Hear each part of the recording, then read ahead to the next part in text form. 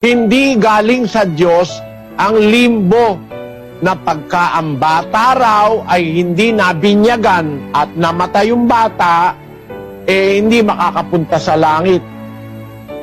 Pupunta raw sa limbo, sabi ng aklat ng Katoliko, ng turong Katoliko. Kaya tayong mga Pilipino, pagkapanganak pa lang ng bata, nag-aapuran na tayong pabinyagan. Kahit wala kang pera, mangungutang ka para maipaghanda mo ang bata, ang binyag. Yan ang kaugali ang Pilipino. Kasi natatakot tayong yung bata, pag hindi nabinyagan, pupunta sa limbo. Hindi naman totoo yun, wala sa Biblia yun. Bandang huli, umamin yung Papa sa Roma. Ito nangyari. Basahin natin, mga kapatid. Hindi ito pang-aatake, ano? Nangyari ito, totoo ito. Nabalita ito sa Europa, nabalita sa